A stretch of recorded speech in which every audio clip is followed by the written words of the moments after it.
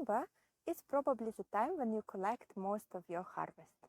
Unfortunately, one of the biggest mistakes many people make is that once the harvest is collected, they forget about their garden until the next spring. This is very wrong because, first of all, you spread diseases and pests. The weather is still nice, it's raining, it's warm, so they spread, and then next spring you get more diseases, more pests than otherwise you would. And the second reason why it's bad is because your soil gets eroded if there is nothing on it. That's why it's important to prevent at this time that you have an empty gray, black, brown soil that goes to winter. To avoid unnecessary issues next year, the first step is to ensure that if you have diseased plants, for example, tomato plants with tomato blight, or apples that fell from the tree and are on the ground, you never leave them where they are, you remove them and put in a compost bin so that next year you get great compost out of it and they don't stay in your garden spreading diseases or pests that might be inside. This is also excellent time for prophylactic treatment of your plants, your trees, bushes, or any plants that are remaining on your soil.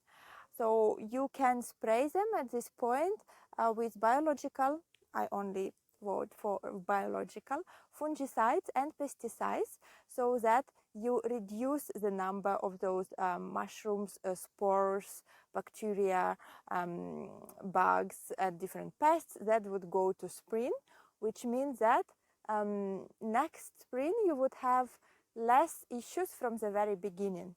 Many people in spring very early on have those treatments with non-biological fungicides, usually because they want to spray as soon as possible before the plants are going into producing harvest.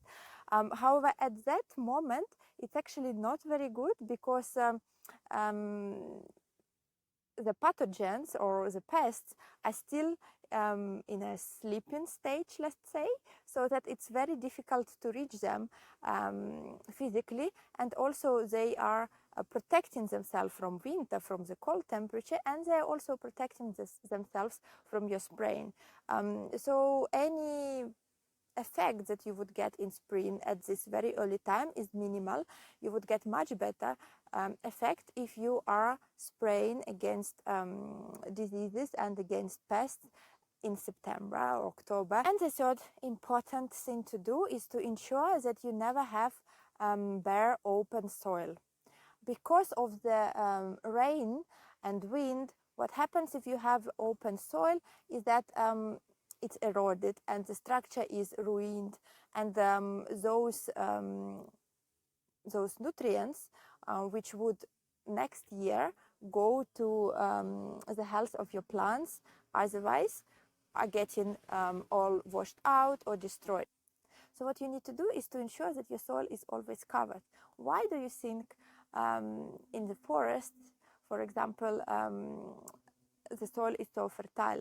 Exactly because nobody destroys their structure, and because you always have those plants. Plants die being digested by soil microbes and microbiota, let's say, and then being consumed by the next plants to grow there. That's exactly what you need to do in your garden as well.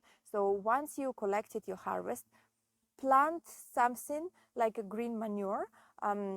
Because it's pretty late already, I would recommend something like grains or mustard, which grows pretty fast, and then most of them would die in winter, and in spring you would have good soil which is ready for planting.